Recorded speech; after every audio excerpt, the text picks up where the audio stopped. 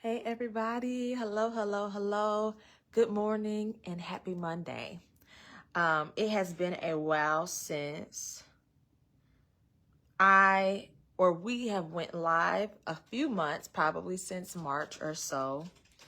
Um, Hopefully you don't hear my dog in the background.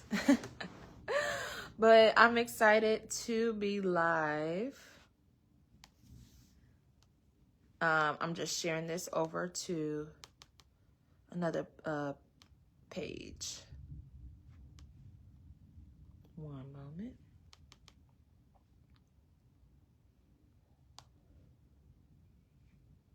Okay, so I am Shekinah Walton. I'm the founder of Shekinah Victoria Enterprises, a social media marketing, branding, and now communications company that helps entrepreneurs, that helps small businesses, that helps startups to be able to build their brand, to grow their presence, receive the visibility that they need to be able to attract the clients, have the creative edge as a company or as a startup, to be able to attract and to appeal people. And so, oh my goodness, it has been an awesome journey.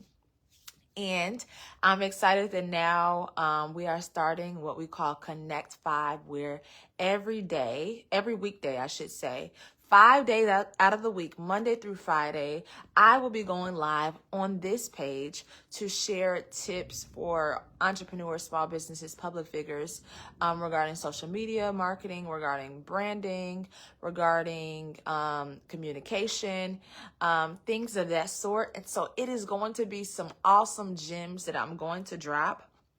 Let me go ahead and set my timer right now because I'm only supposed to be live for 15 minutes. And I think I've already probably been live for like 2-3 minutes. And so I'm going to go ahead and set my timer. But if you're joining, I want you to let me know where you're watching from. I want you to share this also because this is going to be some hot nuggets that I drop. This is going to be really good. And I'm going to drop it very quickly because we are short on time. I don't want to make these Connect Fives that long. Okay, so tune in if you're an entrepreneur, if you're a business owner, small business owner, if you're a startup, or maybe you're trying to see how to navigate, entrepreneurship and, this social media trend that, everybody is kind of on with the creating content and all of that great stuff. And so this is going to be helpful. And if you notice, the title of this live is It's Okay to Pivot. It's okay to pivot. Okay. And this is going to be really good. So if you want to, feel free to take some notes. Make sure that you share this also. And let's go ahead and get into it. Okay, so again, every weekday, Monday through Friday at 8 a.m. Central Standard Time, which is 9 a.m. Eastern Time. I believe it's 6 a.m. Pacific Time. And it is, I think those are the various time zones: Pacific, Eastern, Central. Yes. So thank you for joining. If you are on here, again, feel free to share this and join me for the rest of this week at 8 a.m. right on this page. Okay, so it's okay to pivot. Now we live in a time, oh, my brother is on here. We live in a time where sometimes when you have a business idea and you feel like this is something that you should push, sometimes we can kind of stay with that and not be open to change or not have the flexibility that we need to be able to have a sustainable business or a sustainable brand. And so I just want to share a few examples. And this is going to be really good. Then I'm going to share 5 points on how to know when it is time to pivot. Transition is neutral. Transition sometimes can be hard. Switching over, things in your business or your business idea or how you portray yourself on social media could sometimes be a little bit challenging. But, if you pivot right, if you transition right, then you're going to be so glad that you did. Okay, so it's fine to pivot. Actually, for my business, Shekinah Victoria Enterprises, and just for my businesses in general, my brand colors started off being purple and gold, okay? Because I just thought that they looked nice, but I did not necessarily look into the color psychology of things. I also didn't necessarily think about, you know, if I would want these colors to be my colors across the board for all of my businesses. And so I was just choosing these colors because I'm like, oh, it looks royal, you know, it looks nice. They were purple and gold. But then as I started to think, maybe a couple months, well, actually, let's rewind. Before it was purple and gold, my colors, my brand colors were pink. So as you can tell, like, okay, it would only be, like it was a company that was more so targeting only women. And then eventually a few years later, I transitioned to purple and gold. But as you can see now, for the past about a year and a half or so, our brand colors are red, orange, and yellow. Okay, so it's very distinguishable. It's distinct because I wanted something that would kind of like appeal to people and that would kind of be in their face, that would be bright. And if you look into the color psychology, my background is psychology, that's what my degree is in. If you look into the color psychology of these colors, they all mean various things, okay? They mean creativity, they mean optimism, they mean positivity, they mean innovation. And so these are all colors that I wanted my personal brand and all of my business brands to represent. Okay, I wanted for people when they see these colors to automatically know, okay, this is Shekinah Walton, this is Shekinah Victoria Enterprises, this is Shekinah Dance Company. Those are my that's my other business for those who don't know. And so whenever people see these brand colors, they automatically know that this is me. All right. But it did not start off like that. You know, I kind of had some different color schemes going on. You know, I just wanted something that would look nice, but I wasn't really thinking about making a lasting impression with my brand colors and being known for those colors. You know, people being able to put two and two together and say, okay, I see these three colors. I know that this is Shekinah, or this is her brand, or this is Shekinah Victoria Enterprises. So this is an example. So I pivoted with my branding. Okay. You can pivot in many ways. You can pivot with your branding. You can pivot with your services. You can pivot with, some people, they have like, what is it called? Mascots kind of for their business. You know, you can pivot for that. Hey, I see my sister on here. And so there's so many ways in which you can pivot. And even with Shekinah Victoria Enterprises, you know, we started off saying that we were serving small to medium-sized businesses, but understand that, you know, medium-sized businesses, that's it's a big company still. You know, we call it, you know, it's a medium-sized company. It's not necessarily a Fortune 500 company or Fortune 100 company, but it's still a huge company. And being off that, when, you know, I started and currently it's still me, I knew that I would not be able to service a huge company of that sort. So I had to shift kind of our lingo, our messaging, and what we were saying and who we were saying that we're serving, and say, okay, you know what, I think that we are more so called to startups or entrepreneurs or small businesses or those who kind of need help navigating the social media space as a business, you know. But at first we were saying, okay, we're open to all, you know, medium businesses, whatever, Fortune 500, but no, right now, this is where we're at. So we had to make that small pivot, make that small transition, and make sure that it was clear for people so that they would know if we're for them or maybe if we're not. Because remember, as I mentioned, like, you're not for everybody. Your people are not everybody is called to you. So you have to be clear on who you're called to and be okay with that. All right. And don't worry about when pivoting if some people kind of fall off. If they're not for you in this time and in this season, that is perfectly okay. Ooh, so I have 7 minutes and 39 seconds left. So just to give a few other examples of businesses that have pivoted, and some of the transitions, some of the pivots have been very seamless, like you would have never known. For example, Subway. Okay, so Subway is a fast food chain. They have they serve footlongs, sandwiches, basically. That's what they're known for, although they have like things like pizza and things of that sort. But they started off, well, not started off, but there was this thing that they started where they had $5 footlongs. They had a whole song, $5, $5, $5 footlong, something like that. But anyways, so everybody was going to Subway, right? Because they're like, oh, I can get a footlong for $5. I recently found out in the last few years, that trend, that $5 footlong has long been gone. They discontinued it. And it was because their revenue was not where they wanted it to be.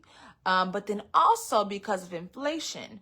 And so when pivoting, you have to look at these factors. And I don't want to move too quick. Let me give another example of a brand. So Chuck E. Cheese, everybody knows Chuck E. Cheese. So Chuck E. Cheese started off with a kind of chubby mouse. But now, if in the past couple of years, Chucky has gotten smaller. Chucky is skinny. Chucky is small because they're trying to promote healthier eating. They wanted to change kind of how Chucky looked. And so they pivoted. Even Dunkin' Donuts pivoted, okay? Nothing is wrong with pivoting. Dunkin' Donuts pivoted. Now they don't even go by Dunkin' Donuts. If you look at most of the Dunkins, it's just called Dunkin', It's just called Dunkin'. Like they have donuts, but people are really buying the coffee. When you go in stores, you don't necessarily see Dunkin' Donuts in stores. You see their coffee. You see their coffee products, and so that is one small pivot that they've done. Even McDonald's, Ronald McDonald, right? We used to, when we thought McDonald's back in the day, we used to think of Ronald McDonald. We no longer think of Ronald McDonald. We just think of the M. We think, okay, we're going to go get some, just a good sandwich, but they don't necessarily have the playhouses like they used to. Remember the McDonald's, Ronald McDonald playhouses? They don't have that because they have shifted their targeting not just to kids. So the main focus was kids. Like, okay, we want to bring in the kids. We want the kids to have fun when they come here. We want to get the kids meals, but they realized that they probably could make more money if they target adults, right? Because the kids meals are going to be much cheaper, right? And even McDonald's, they started off with hot dogs. They started off, making hot dogs. And sorry, you all, I was looking up something. They started off as a barbecue restaurant that sold hot dogs, okay? This is how McDonald's started off. Now, if you go to McDonald's, you're not going to see a hot dog. You're not going to see a hot dog on the menu. You're not going to see much barbecue. They had like a sandwich called the McRib. I think that was like a barbecue rib sandwich, but you're not going to see any barbecue sandwiches mainly if you go to McDonald's. And so they understood that they had to pivot because they wanted to have a fast food chain that would be known for their burgers and their fries. And they did not see themselves being a fast food chain that sold hot dogs. And so McDonald's has made many pivots, many, and it's been seamless, almost to the point that you don't recognize it, even with the Ronald McDonald thing, and Dunkin' the same. I didn't realize that they had removed the donuts part from off of many of their facilities. Now it's just Dunkin', and most times they're in partnership with Baskin Robbins. And so they made the pivot based off of the need, based off of where they wanted to go as well. And so, time is running out. So I have about a couple minutes. So I'm going to go really quick. And I think those were all the examples that I want to share. It's so many more examples that literally I could share about. However, I will leave it at there. And if I have any other examples that I feel like would be good, then I'll share those. Okay. But it's okay to pivot. Now, some companies, they don't end up pivoting because they're so stuck in what they used to do or an old framework, or how their services used to be. They don't change with the culture. And so eventually their business kind of just fizzles out. Some organizations that were founded, in the 80s and in the 90s, they were very successful. But because they did not change with the culture, they just fizzled out. Okay, so I'm going to give 5 kind of indicators that you should look at or assess when deciding on if you should pivot or not. Okay. One more example before I go into this though. Dollar Tree. Okay. It is no longer Dollar Tree. It's no longer everything you come in and see. Everything that's on the shelf is $1. It's no longer that. It's $1.25. They did not take into account when they came up with their business model about they did not take into account inflation. Okay. So that's why they're like, we got to go up on these prices. Now, people will still go to Dollar Tree, though, because you're still going to find a good deal. And a lot of the stuff is a steal. However, it's no longer just Dollar Tree, right? And Five Below is no longer just, just Five Below. Some of that stuff is more than $5. So they also didn't necessarily take into account maybe the inflation. All right. Okay. That's all of my examples. Let's go into the 5 indicators and the 5 things that you need to assess when deciding on if you should pivot or not. Okay. So the first thing is inflation. And that's one thing that I've mentioned kind of with some of the business examples. Inflation.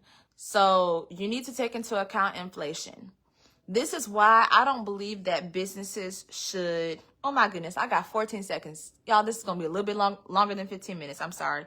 But I don't think that businesses should market themselves based off of having the best deal or being, having the lowest prices. No, because inflation is going to occur, whether we like it or not. And you have to be prepared for that, and your business has to be sustainable. And you also don't want your business to be seen as kind of like a cheap business necessarily. Now, yes, your business, it should have some type of affordable things, I believe. This is just my opinion. Things can be affordable, or one thing out of your services can be affordable. But, you don't want your business to be seen as low quality, okay? And so you have to take into account inflation. Your services that you offer, and that you're sharing about on social media,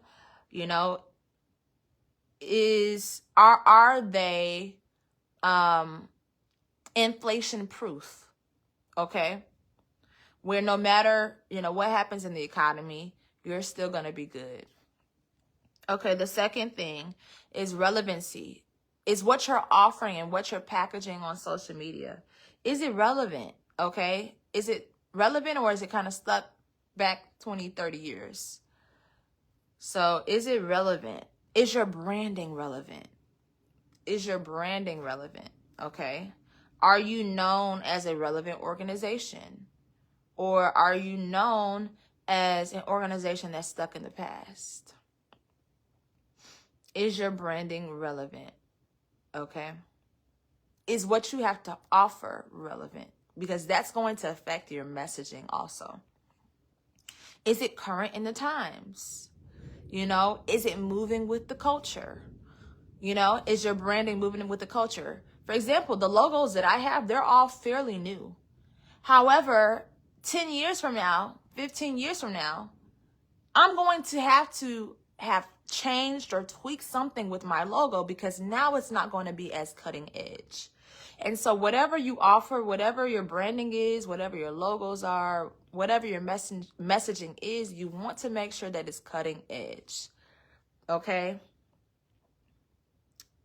You want to make sure that it's something that people feel like they need also. So with things that are relevant, with your services, with your branding, with even how you present yourself, you want people to feel like they need what you have to offer, your services. So it has to be relevant. Okay, the third thing is effectiveness. Is this effective? Is my branding effective? Are people attracted to my branding? Are people attracted to my messaging? Or is it kind of like, okay, it's not really effective. I can't really tell if it's effective or not. And sometimes it may be just something that you need to tweak, Maybe your brand colors are, let's say,